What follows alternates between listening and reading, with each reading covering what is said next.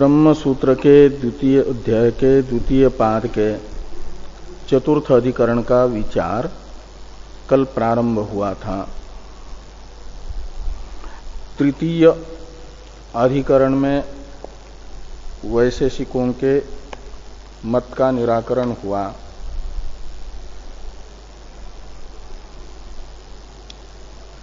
वैशेषिक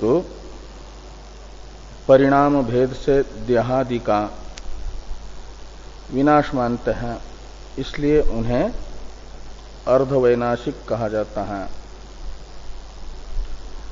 और पूर्ण वैनाशिक है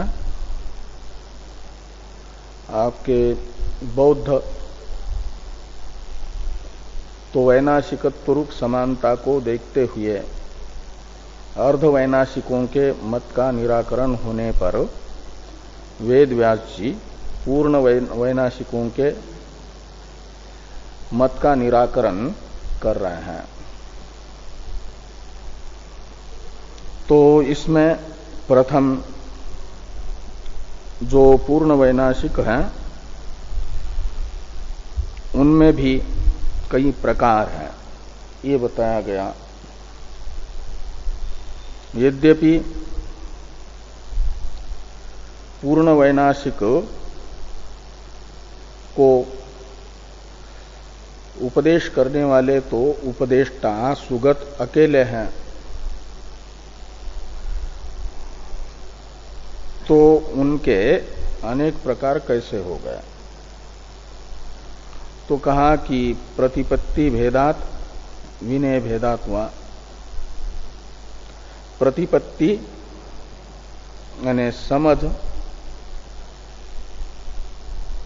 बुद्ध जी ने तो चारों को भी एक ही अर्थ का उपदेश किया, लेकिन बुद्ध जी के द्वारा उपदिष्ट अर्थ को चारों ने अलग अलग समझा, इसलिए प्रकार भेद हुआ, बहुत प्रकार हो गए।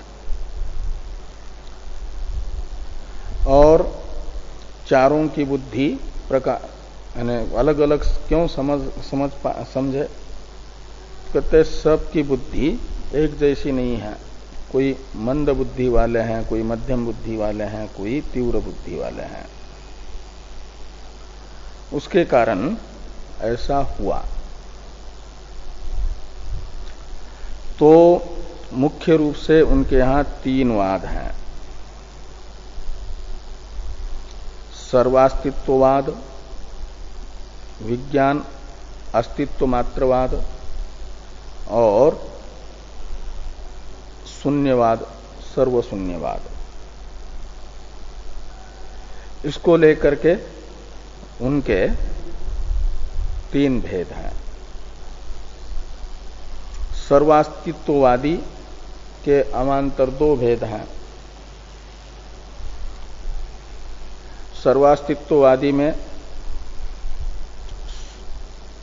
सौत्रांतिक और वैभाषिक ये दो हैं। ये बाह्य पदार्थों का भी अस्तित्व स्वीकार करते हैं दोनों।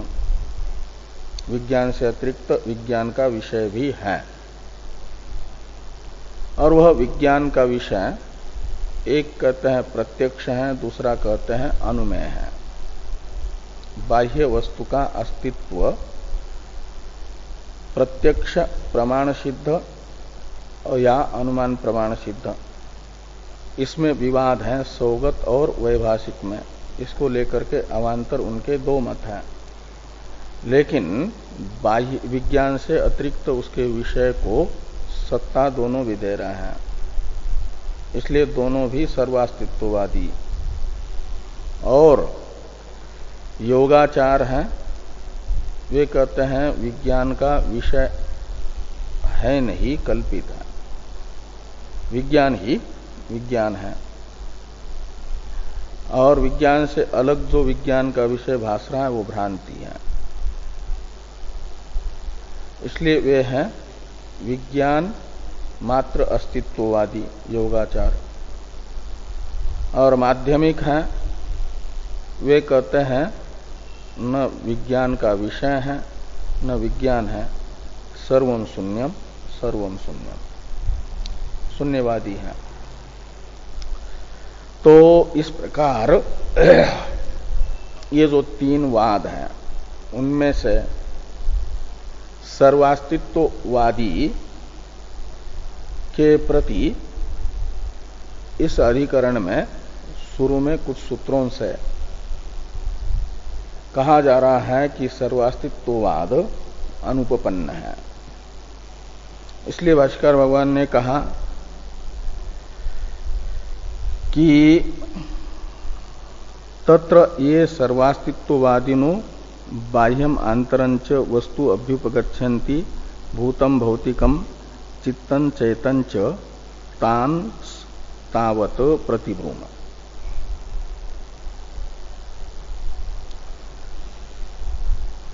और इसमें ये संशय बताया था टीका में टीकाकार ने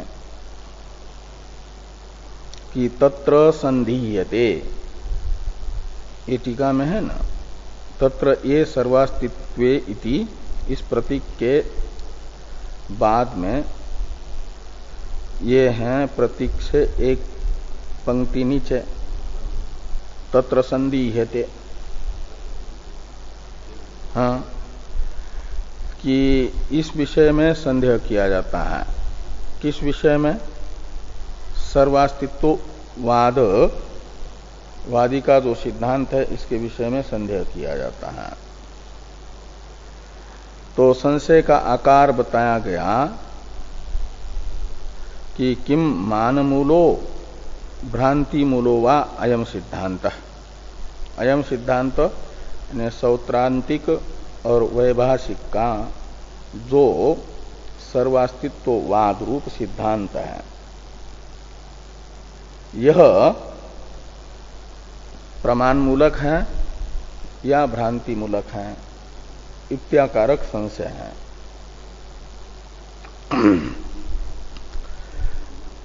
तो विषय हुआ सर्वास्तित्ववाद और संशय हुआ ये द्वितीय अंश जो अधिकरण का, वह प्रमाण मूलक है या भ्रांति मूलक है। तो पूर्व पक्ष रूपी तृतीय अंश को भाष्य में भाष्यकार भगवान बता रहे हैं तत्र भूतम इत्यादि से। तो तत्र भूतम इत्यादि पूर्व पक्ष के सिद्धांत को बताने वाला जो भाष्य ग्रंथ है, इसकी अवतरण टीका है। तत्र प्रमाण मूल इति पूर्वपक्षयन् सिद्धांतम तदीयम दर्शयति तत्र भूतम इति। तो तत्र यानी इस प्रकार के संशय के प्राप्त होने पर तस्मिन् सति, तस्मिन् सति का अर्थ है संशय सति, संशय होने पर। पूर्व पक्ष है प्रथम कोटि प्रमाण मूल, यानी सौत्रांतिक और वैभाषिक का सिद्धांत प्रमाण मूलक है, इत्याकारक ये पूर्व पक्ष है।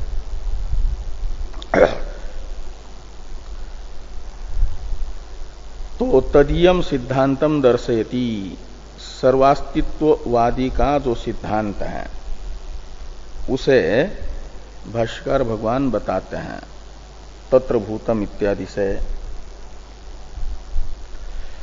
तत्र भूतम पृथ्वी धात्वादय भौतिकम रूपादय चक्षुरादयश्च। तो ये कहते हैं कि तत्र भूतम पृथ्वी धात्वादय, ये जो भूत हैं और भौतिक बाह्य समुदाय है, बाह्य दो समुदाय मानते हैं, एक बाह्य समुदाय एक आभ्यंतर समुदाय। बाह्य समुदाय है भूत भौतिक पदार्थात्मक। तो भूतात्मक पदार्थ कौन है? तो पृथ्वी धात्वादय, ये हैं पृथ्वी आदि जो हैं भूतात्मक पदार्थ है, ये भी समुदाय रूप है। बाह्य समुदाय अंतःपाती हैं, और भौतिक हैं रूपादयः चक्षुरादयश्च। रूपादि और चक्षुरादि हैं भौतिक। और चतुष्टये च पृथ्व्यादि परमाणवः। इससे पहले थोड़ी टीका है, इसको देखिए, इस पंक्ति को देखने के पहले भाष्य में। तो टीका में है, टीकाकार इस अधिकरण का फल भेद बताते हैं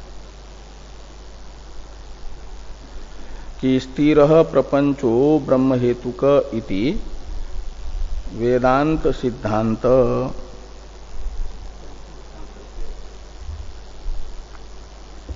स्थिरः प्रपंचो ब्रह्म हेतुक इति वेदांत सिद्धांतस्य मान मूल क्षणिक सिद्धांत विरोधात असिद्धि पूर्व पक्षे फलम। तो वेदांत सिद्धांतस्य असिद्धि, वेदांत सिद्धांत की असिद्धि, यह पूर्व पक्ष के मत में फल है। और सिद्धांत में होगा कि सिद्धांते तद अविरोध। वेदांत सिद्धांत की असिद्धि क्यों है पूर्व पक्ष के मत में? तो कहते इसलिए वेदांत सिद्धांत तो ये है कि प्रपंच स्थिर है और उसका कारण ब्रह्म है। ब्रह्म हेतु प्रपंच स्थिर है, यानी व्यावहारिक सत्ता वाला है। जब तक प्राकृत प्रलय नहीं होता तब तक बना रहता है। ये वेदांत सिद्धांत है। ब्रह्मा जी की 100 वर्ष की आयु पूर्ण होने तक ये संसार बना रहता है, समाप्त नहीं होता। और इत्याकारक जो वेदांत सिद्धांत है, इस सिद्धांत की असिद्धि पूर्व पक्ष के मत में फल है। ये क्यों हो रहा है वेदांत सिद्धांत की असिद्धि रूपी फल पूर्व पक्ष के मत में? कहते इसलिए कि ये जो वेदांत का सिद्धांत है, प्रमाण मूलक जो क्षणिक सिद्धांत है, ये कहते हैं कि जो भी सत है वह क्षणिक है। यत् सत तत् क्षणिकम। तो बाह्य पदार्थ तथा आभ्यंतर पदार्थ जो हैं, दोनों भी समुदाय क्षणिक है। और उनका जो समुदायी हैं अवयव, बाह्य समुदाय के अवयव परमाणु, वे भी क्षणिक हैं। और आभ्यंतर समुदाय के अवयव जो पंचस्कंध है, वे भी क्षणिक हैं। तो सभी क्षणिक होने से वेदांत तो कह रहा है जगत स्थिर है, ब्रह्म हेतुक है, और इनके यहां परमाणु हेतुक है, स्कंद हेतुक है और क्षणिक है। का जो समुदाय भी क्षणिक, और समुदाय का जो अवयव है वो भी क्षणिक, क्योंकि समुदाय को समुदाय से अलग मानते ही नहीं है ये लोग। संघात नाम का कोई संघाती से अलग पदार्थ नहीं है। तो सर्वक्षणिकवाद पूर्व पक्ष के अनुसार प्रमाणभूत युक्ति मूलक होने से प्रामाणिक है, प्रमाण सिद्ध है। और प्रमाण सिद्ध सर्वक्षणिक सिद्धांत के साथ ब्रह्म हेतुक जगत का स्थिरत्व रूप जो वेदांत का सिद्धांत है, उसका विरोध है। इसलिए वेदांत सिद्धांत की असिद्धि, ये पूर्व पक्ष के मत में फल होगा। और सिद्धांत में बताया जाएगा कि सर्वक्षणिकवाद ही भ्रांति मूलक है, प्रमाण मूलक है नहीं। इसलिए अविरोध सिद्ध होगा। तो सिद्धांते तद अविरोध, क्षणिकवाद के साथ वेदांत का अविरोध होने से वो ये जो वेदांत सिद्धांत है उसकी सिद्धि, ये फल हो जाएगा।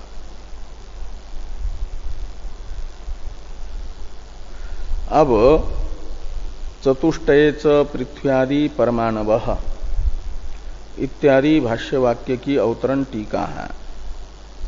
पृथ्व्यादि भूत चतुष्टयम विषय इंद्रियात्मकम भौतिकंच परमाणु समुदाय एव न अवयवी अंतरम इति मत्वा परमाणुन विभजते चतुष्टये च इति। कहते हैं कि पृथ्व्यादि भूत चतुष्टयम, पृथ्व्यादि चारों भूत,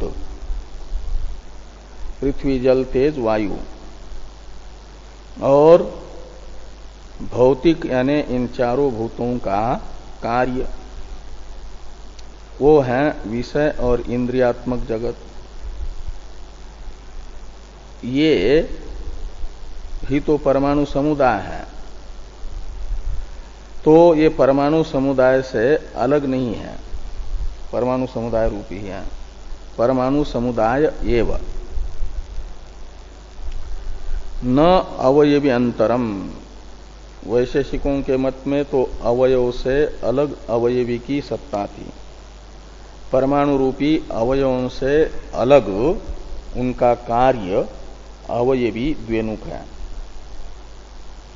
ये कहते हैं कि समुदाय नाम का कोई अवयवी रूप स्वतंत्र पदार्थ नहीं है। न अवयव्यंतरम, कोई परमाणु समुदाय को छोड़ करके कोई अलग सा अवयवी नाम का पदार्थ नहीं है। पृथ्वी भी परमाणु का समूह रूप मात्र है, जल भी, तेज भी, वायु भी, और रूपादि विषय भी, और उनके ग्राहक चक्षुरादि भी परमाणु के समुदाय रूप मात्र हैं, उनसे अलग नहीं है।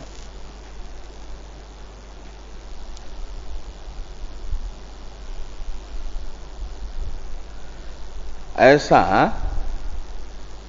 उनका मत है बौद्धों का, सर्वास्तित्ववादी का। इति मत्वा परमाणुन विभजते, जिन परमाणुओं का संघात रूप चारों भूत और भौतिक विषय तथा इंद्रिय हैं, उन परमाणुओं को बता रहे हैं विभाग करके कितने परमाणु हैं करके। तो भाष्य में है कि चतुष्टये च पृथ्व्यादि परमाणवः खर स्नेहोष्णेरण स्वभावा ते पृथ्व्यादि भावेन संहन्यन्ते इति मन्यन्ते। ते कहते हैं कि चतुष्टये च पृथ्व्यादि परमाणवः, पृथ्व्यादि परमाणु जो हैं वे चार प्रकार के हैं, उनका चार प्रकार है। चतुष्टय शब्द का अर्थ है चतुर्विधा। टीका में टीकाकार ने कहा कि चतुर्विधा इत्यर्थ। तो चतुर्विधा पर पृथ्व्यादि परमाणव, पृथ्व्यादि परमाणु चार प्रकार के हैं। ये चार प्रकार क्या हैं उनके? कहते हैं खर स्वभावा, खर, स्नेह, उष्ण और ईरण, इन चार पदों में पहले द्वंद्व समास हुआ और फिर स्वभाव के साथ बहुरी समास, तो बन जाता है ये पद। तो द्वंद्व के अंत में श्रूयमान स्वभाव पद का प्रत्येक के साथ अन्वय होगा। खर स्वभावा, स्नेह स्वभावा, उष्ण स्वभावा, ईरण स्वभावा, ऐसे निकालिए। तो चार प्रकार के परमाणु कौन कौन है? स्वभाव भेद से उनके चार प्रकार हुए। खर स्वभाव वाले हैं कुछ परमाणु, पृथ्वी के परमाणु हैं खर स्वभाव वाले। खर कहते हैं कठिन को, तो कठिन स्वभाव वाले पृथ्वी के परमाणु है, उनमें काठिन्य है। और स्नेह स्वभाव वाले हैं, यानी स्निग्ध हैं पृथ्वी के जल के परमाणु, और उष्ण स्वभाव वाले हैं तेज के परमाणु, और ईरण स्वभाव वाले हैं आपके वायु के परमाणु। ईरण कहते हैं चलन को। तो ये 4 प्रकार के परमाणु हैं। तो खर, स्नेह, उष्ण, ईरण स्वभावा, इस पद का व्याख्यान है टीका में। खरह यानी कठिन, तत्स्वभावा पार्थिवा परमाणव, पार्थिव परमाणु है कठिन स्वभाव वाले। स्निग्धा आप्या, परमाणुओं को इधर भी ले आइए। आप्या परमाणव स्निग्धा, जो जलीय परमाणु है। आप्य का अर्थ है जलीय। जल का संस्कृत में एक नाम है आपह, और अप संबंधी जो है उसे आप्य कहा जाता है, यानी जलीय परमाणु। वे स्निग्ध हैं, स्नेह स्वभाव वाले हैं। और उष्णा तेजसा, तेजस परमाणु उष्ण है। और ईरणम चलन स्वभावा वायव्यानाम, चलन स्वभावो वायव्यानाम, परमाणु नाम ऐसे लगाना। तो वायवीय परमाणुओं का चलन स्वभाव है। और उनका कथन है कि पृथ्व्यादि भावेन संहन्यन्ते, ये जो 4 परमाणु हैं वे पृथ्वी, अपना जो समुदाय है पृथ्व्यादि भूत, उन पृथ्व्यादि भूतों के रूप में पृथ्वी के परमाणु पृथ्वी के रूप में संघत हो जाते हैं, इकट्ठा हो जाते हैं। तो खर स्वभाव वाले परमाणुओं का जो पुंज है, समुदाय है, उसी समुदाय को कहा गया पृथ्वी। स्निग्ध स्वभाव वाले परमाणुओं का जो एक समुदाय है, संघात है, संघात भावापन्न हो जाते हैं, तो उसी को हम लोग जल कहते हैं। उष्ण स्वभाव वाले जो परमाणु हैं वे एकत्रित हो जाते हैं, समुदाय भावापन्न हो जाते हैं, तो उसे कहा जाता है अग्नि, तेज। और चलन स्वभाव वाले परमाणु पुंजीभूत हो जाते हैं, तो उसे हम लोग कहते हैं वायु। ऐसे भौतिक जो रूपादि हैं, उन रूपादियों के रूप में भी यही परमाणु एकत्रित हो जाते हैं, उनका संघात बन जाता है। तो कुछ परमाणु विशेषों का संघात रूप कहलाता है, कुछ परमाणु विशेषों का संघात स्पर्श कहलाता है, कुछ परमाणु विशेषों का संघात रस कहलाता है, गंध कहलाता है। इस प्रकार ये कहते हैं कि ते पृथ्व्यादि भावेन संहन्यन्ते, ते यानी खर स्वभावादि रूप जो परमाणु है वे पृथ्व्यादि रूप से संघटित हो जाते हैं।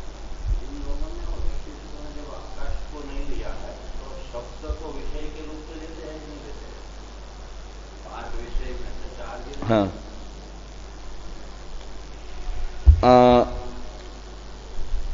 शब्द को लेंगे, वैशेषिक तो मानते हैं आकाश का गुण, वैशेषिक मानते हैं आकाश का गुण उसको, शब्द नहीं, परमाणु तो नहीं है, लेकिन द्रव्य का, आकाश द्रव्य है, 9 द्रव्य में वो नित्य द्रव्य है, और उसमें समवेत है शब्द, इसलिए आकाश का गुण है वो। इसलिए आकाश का लक्षण ही करते हैं शब्द गुणकम आकाशम, शब्द गुणक आकाश है।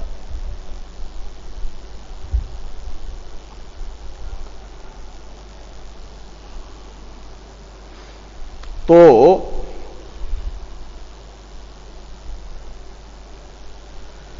ये 4 प्रकार के परमाणु पृथ्व्यादि रूप से संगठित हो जाते हैं। ऐसी इनकी मान्यता है। और जैसे बाह्य, इस प्रकार ये बाह्य संघात बन जाता है। भूत भौतिक रूप बाह्य संघात है, और अंतर संघात जो है वह भी एक समूह है। वो किनका समूह है?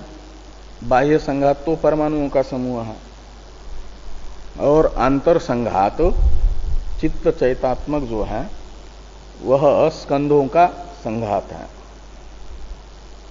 तो वे उनको बताया जा रहा है, स्कंधों को, तथा इत्यादि से। तो तथा इत्यादि भाष्य वाक्य की अवतरण टीका है। बाह्य समुदायम उक्त्वा आध्यात्मिक समुदायम आह तथेति।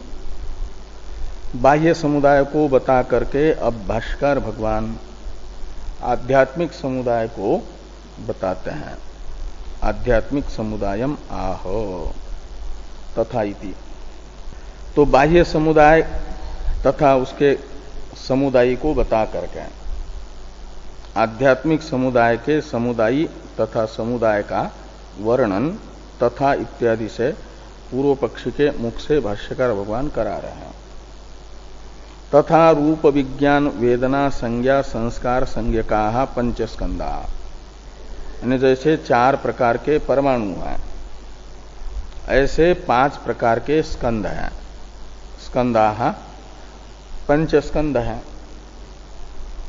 वो पंचस्कंध कौन कौन है?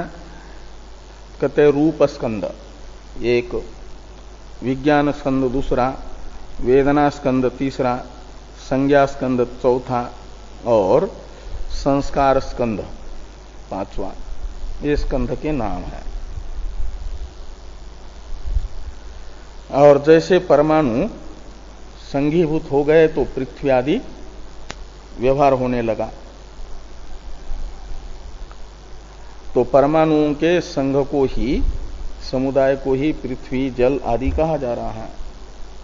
ऐसे इन स्कंधों के समुदाय को ही चित्त और चैत्य कहा जाता है। चित्त और चैत्य कहा जाता है। इसे तेपि अध्यात्मम इत्यादि से कह रहे हैं। तेपि अध्यात्मम सर्व व्यवहारास्पद भावेन संहन्यन्ते इति मन्यन्ते। तो ते अपि, यानी वे 5 स्कंध भी, ते शब्द स्कंध का परामर्शक है। तो 5 स्कंध भी क्या करते हैं? तो अध्यात्मम सर्व व्यवहारास्पद भावेन संहन्यन्ते इति मन्यन्ते। तो 5 स्कंध जो है समस्त आध्यात्मिक व्यवहार का निर्वर्तक, जो चित्त एवं चैतात्मक समुदाय है, इस समुदाय के रूप में एकत्रित हो जाते हैं, संघात भावापन्न हो जाते हैं। इति मन्यन्ते, यानी ऐसा मानते हैं। कौन? सर्वास्तित्ववादी बौद्ध, सौत्रांतिक और वैभाषिक, उनकी ये मान्यता है। मन्यन्ते का कर्ता सौत्रांतिका वैभाषिकाश्च बौद्धा, ये लेना। सर्वास्तित्ववादी बौद्ध ऐसा मानते हैं। थोड़ी टीका है। सविषय इंद्रियानी रूप स्कंध। स्कंद कैसे? रूप स्कंद किसको कहा जाएगा? तो कहते विषय सहित इंद्रियों को कहा जाता है रूप स्कंध। यद्यपि विषय तो बाह्य है, तो टीकाकार कहते हैं विषयानाम बाह्यत्वेपि, ये तो अंतर स्कंद का वर्णन हो रहा, अंतर समुदाय का, और उसमें विषयों को लिया जा रहा है रूप स्कंद के रूप में। तो कहते हैं विषयानाम बाह्यत्वेपि, विषय बाह्य होने पर भी परमाणु स्कंध, परमाणु समुदाय में बताया गया था उनको। परमाणु समुदाय रूप है विषय और इंद्रिया चक्षुरादि। तो कहते हैं विषयानाम बाह्यत्वेपि देहस्थ देहस्थ इंद्रिय ग्राह्यत्वात् आध्यात्मिकत्व। तो जैसे परमाणु का ही पुंज है, समुदाय है चक्षुरादि इंद्रिया। पहले रूपादय चक्षुरादयश्च भौतिकम, ये बताया ना।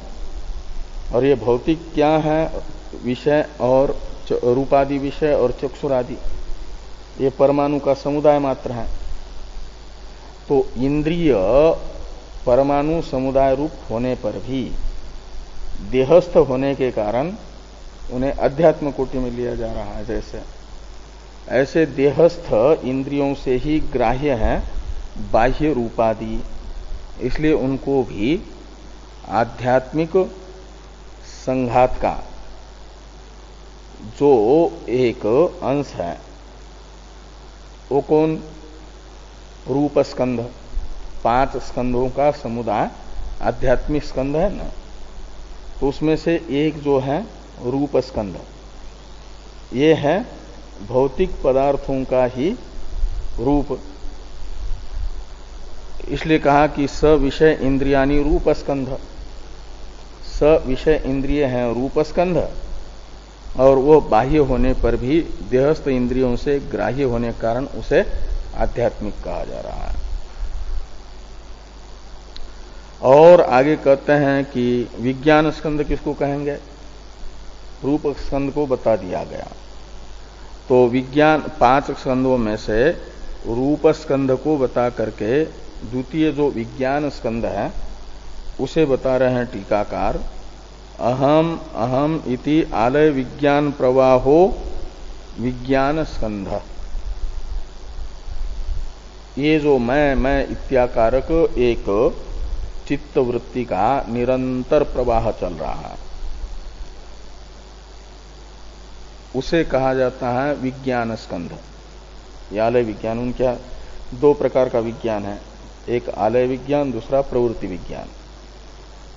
आलय विज्ञान है अहम अहम इत्याकारक वृत्ति का प्रवाह, और इदम प्रत्याकार इदमाकार प्रत्यय वृत्तियों का जो प्रवाह है वो है प्रवृत्ति विज्ञान। और वो प्रवृत्ति विज्ञान संसार है। प्रवृत्ति विज्ञान का आलय विज्ञान में लय, ये मुक्ति अवस्था है। उसी के लिए प्रवृत्ति विज्ञान के आलय विज्ञान में उपसंहार के लिए ही साधना बताई जाती है उनके यहां। और जब प्रवृत्ति विज्ञान का आलय विज्ञान में उपसंहार हो जाता है तो केवल एक आलय विज्ञान की मुक्ति अवस्था में धारा चलती रहती है उनके यहां। अहम अहम इत्याकारक चित्तवृत्ति का प्रवाह ही रहेगा, आलय प्रवृत्ति विज्ञान नहीं रहेगा। प्रवृत्ति विज्ञान सहित आलय विज्ञान रहेगा तो संसारी, और केवल आलय विज्ञान है, प्रवृत्ति विज्ञान को साधना से मिटा दिया तो मुक्त। ये बद्धता और मुक्तता है। आलय विज्ञान ही आत्मा कहलाता है, आलय विज्ञान ही आत्मा है। अहम अहम इत्याकारक चित्तवृत्ति का प्रवाह ही आत्मा है, और वह यदि प्रवृत्ति विज्ञान के साथ है तो बद्ध है, और उस बद्ध आलय विज्ञान रूपी साधक कहा जा रहा है कि अपना जो बंधन है प्रवृत्ति विज्ञान उसे मिटा दो, सर्वम दुखम सर्वम क्षणिकम इत्यादि भावना करके। सर्व शब्द से उसी प्रवृत्ति विज्ञान को लिया जा रहा है, और इस भावना से जब ये मिटेगा तो आलय विज्ञान मात्र रहेगा, तो मुक्त हो जाओगे, कोई दुख नहीं है। तो इस प्रकार का ये जो है आलय विज्ञान है अहम अहम इत्याकारक चित्तवृत्तियों का प्रवाह विज्ञान स्कंध कहलाता है। और सुखादि अनुभवो वेदना स्कंध तीसरा स्कंध है। अनुकूल परिस्थिति में सुख का अनुभव, प्रतिकूल परिस्थिति में दुख का अनुभव, ये है वेदना स्कंध। सुख दुख के अनुभव को कहा जाता है वेदना स्कंध। और संज्ञा स्कंध है गौ अश्व इत्येवं नाम विशिष्ट सविकल्पक प्रत्यय संज्ञा स्कंध।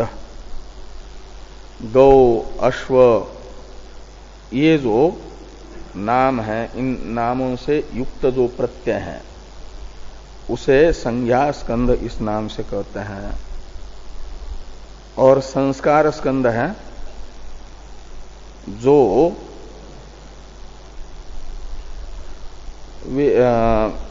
आलय क्या नाम वेदना स्कंध है। तो वेदना स्कंध के विषय के प्रति राग द्वेष, वेदना स्कंध है सुखादि का अनुभव, और जिनका सुखत्वेन या सुख साधनत्वेन रूपेण अनुभव किया उसके प्रति राग, जिसका दुख या दुख साधनत्वेन रूपेण अनुभव हुआ उसके प्रति द्वेष संस्कार स्कंद का स्वरूप है। और मोह, धर्म, अधर्म ये सब जो है संस्कार स्कंध में आता है। तो राग द्वेष मोह धर्मा धर्मा संस्कार स्कंध, इस प्रकार ये 5 स्कंध है। कहते हैं तत्र विज्ञान स्कंध चित्तम आत्मा इति गीयते। 5 स्कंधों में से जो विज्ञान स्कंध है आलय विज्ञान का प्रवाह, आलय विज्ञान है अहम अहम इत्याकारक चित्त वृत्ति, और इसका प्रवाह विज्ञान स्कंध है, उसी को ये लोग चित्त इस नाम से कहते हैं। चित्तम यानी वो चित्त है और वही आत्मा है। तो ये आलय विज्ञान, चित्त, आत्मा ये पर्यायवाचक शब्द हैं उनके यहां। आलय विज्ञान के ही नाम है चित्तम, आत्मा, आलय विज्ञान, विज्ञान स्कंध।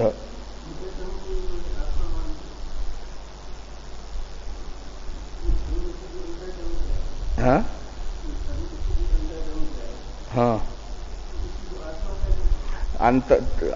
अंतःकरण को भी नहीं आत्मा कहा, चित्त को भी नहीं, चित्त वृत्ति को आत्मा कह रहा है। ये अहम अहम चित्त वृत्ति तो अंतःकरण का धर्म है ना, अंतःकरण की वृत्ति। अंतःकरण को आत्मा मानते हैं मीमांसक। वो करता है विज्ञान, विज्ञानम यज्ञम तनुति इत्यादि से विज्ञानमय कोश आत्मा है।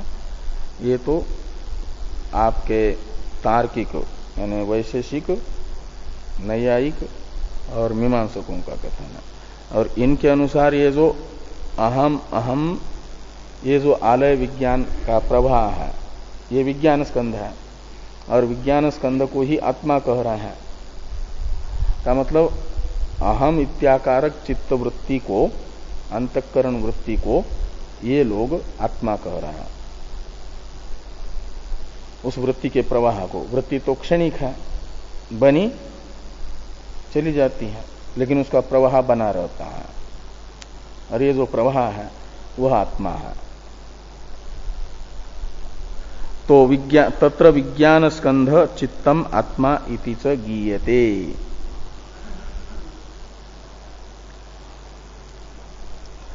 और बाकी जो 4 स्कंध हैं उनको चैत्य इस नाम से कहते हैं। 2 बताया था, जैसे उधर बाह्य संघात के समुदाय के 2 रूप बताए थे, भूत भौतिक।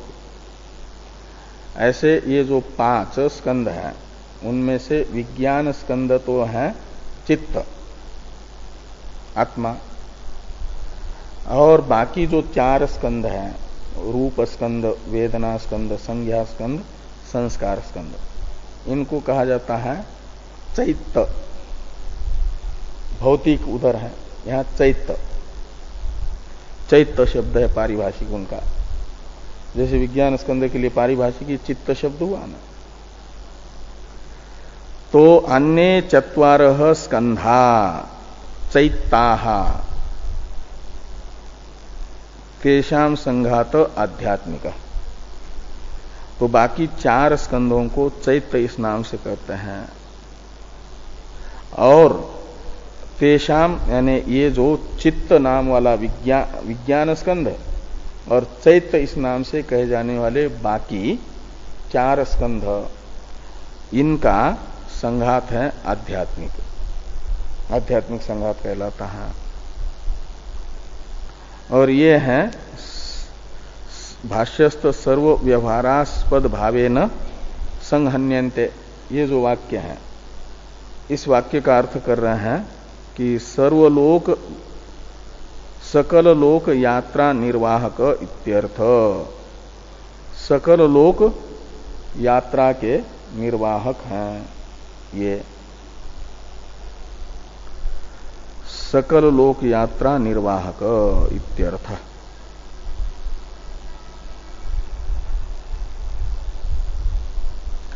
आगे हैं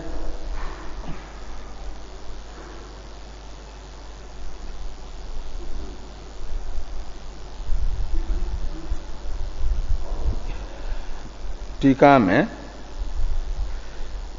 तो अवतरण टीका है। सिद्धांत जो सूत्र है इसकी व्याख्या भाष्य में है योयम उभय हेतुक इत्यादि, उसकी अवतरण टीका बची है। पूर्व पक्ष का जो सिद्धांत था उसे बता दिया, यहां तक संहन्यन्ते इति मन्यन्ते, यहां तक। अब इस प्रकार का पूर्व पक्ष प्राप्त हुआ कि ये जो सर्वास्तित्ववादी का सिद्धांत है वह प्रमाण मूलक है, युक्ति मूलक है। कौन सी युक्ति से युक्ति मूलक है? तो युक्ति यहां पर सिद्धांत के अवतरण में बताई जा रही है। अवतरण पढ़ करके फिर सूत्र को पढ़ते हैं। तो अवयव अतिरिक्त अवयवी अनुपलब्धे अवयवाः शिष्यन्ते यत् सत् तत्क्षणिकम यथा विद्युत इति तेषां क्षणिकत्वम इति मान मूलो अयम सिद्धांत इति प्राप्ते सिद्धांत सूत्रम योजयति योयमिति। तो कहते हैं कि अवयवों से पृथक अवयवी की उपलब्धि न होने से, तंतुओं से अलग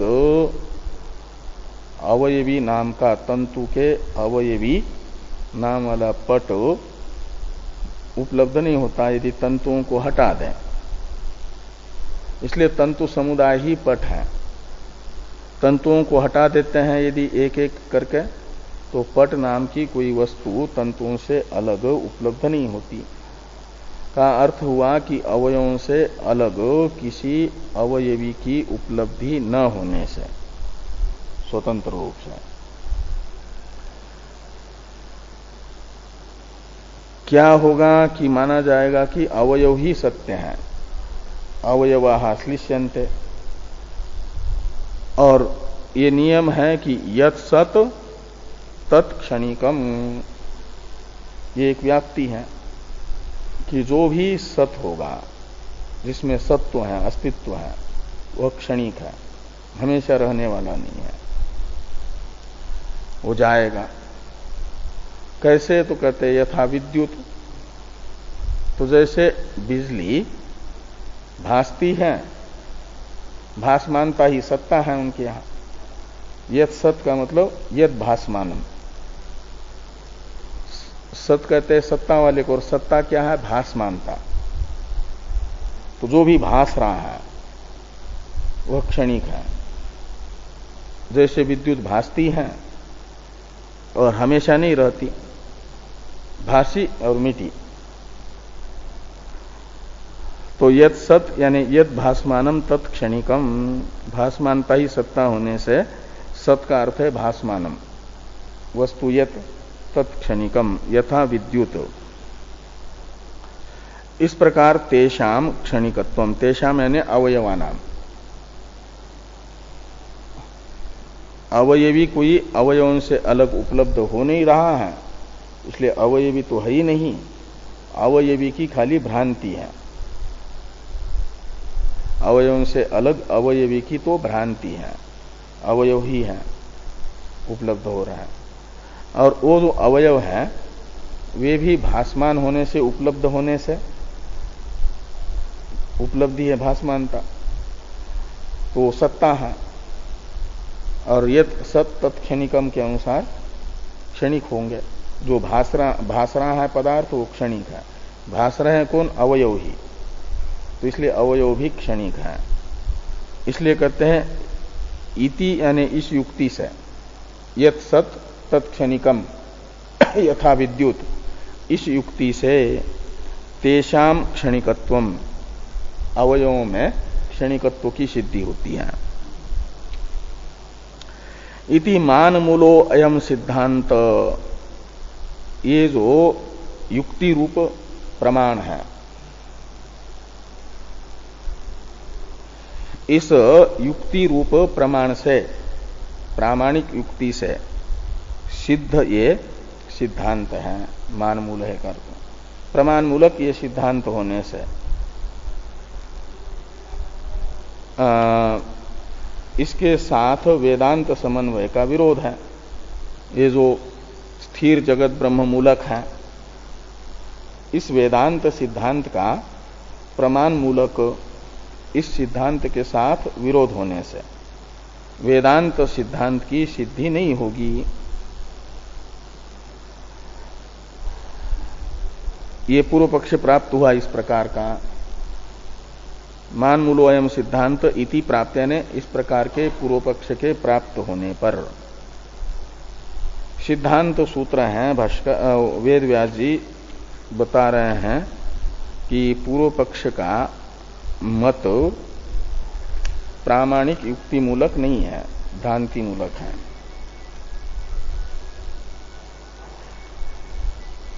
तो प्रथम सूत्र का उच्चारण किया जाए।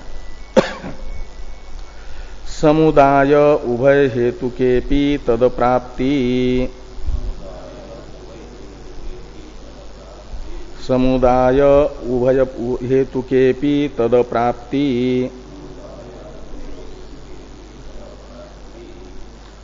समुदाय सप्तमी है, उभय हेतु के सप्तमी है, अपि सप्तमी है, और तद प्राप्ति ये भी ये प्रथमा है, और अपि तो अव्यय है। समुदाय उभय हेतु के ये दो सप्तम्यंत पद हैं, अपि अव्यय है, और तद प्राप्ति प्रथमांत है। इस प्रकार चार पद हैं। हाँ, तो ये जो है तद प्राप्ति में दो समास हैं। पहले न प्राप्ति अप्राप्ति, और तस्य अप्राप्ति तद प्राप्ति, ऐसे नए तत्पुरुष गर्भ षष्ठी तत्पुरुष समास कहलाता है। उभय हेतुक में बहुरी समास है। तो उभय हेतु के तो दो हेतुक समुदाय बताया ना पूर्व पक्षियों ने। परमाणु हेतुक समुदाय, भूत भौतिक रूप बाह्य समुदाय, उसके हेतु है परमाणु। और आभ्यंतर समुदाय है चित्त चैतात्मक, उसके हेतु है पंचस्कंध, इसलिए वो पंचस्कंधी रूप है आभ्यंतर समुदाय। तो उभय शब्द से लेना परमाणु तथा स्कंधों को। तो परमाणु हेतुक और स्कंध हेतुक ये दो प्रकार का समुदाय उभय हेतु के शब्द से लेना। तो दोनों प्रकार के समुदाय के अभिप्रेत होने पर भी पूर्व पक्षी को अभिप्रेत है ये दोनों प्रकार के समुदाय। कहते हैं लेकिन तद अप्राप्ति, तद अप्राप्ति, ये जो है तस्य अप्राप्ति तद अप्राप्ति, समुदाय भाव की प्राप्ति नहीं होगी, उपपत्ति नहीं होगी, समुदाय बन नहीं सकता। क्या? हाँ, समुदाय का विशेषण है। तो उभय हेतु के समुदाय अभिप्रिय मानेपि, यानी दोनों हेतुक समुदाय को, परमाणु हेतुक समुदाय को और स्कंद हेतुक समुदाय को मानना अभिप्रेत होने पर भी तद अप्राप्ति, समुदाय की अप्राप्ति ही है। तद अप्राप्ति में तत्शब्द से लेना समुदाय को ही। तस्य समुदायस्य अप्राप्ति, समुदाय की प्राप्ति हो नहीं सकती, यानी समुदाय की उपपत्ति नहीं हो सकती। प्राप्ति शब्द उपपत्ति अर्थक है। उपपत्ति का अर्थ होता है सिद्धि, समुदाय की सिद्धि नहीं हो सकती। ये बात समुदाय उभय हेतु के भी तद प्राप्ति इससे बताई जा रही है। बाकी की चर्चा हम लोग मूल भाष्य में, ये मूल सूत्र का विचार हुआ, भाष्य की चर्चा इस सूत्र के कल करते हैं। ओम पूर्णमदः पूर्ण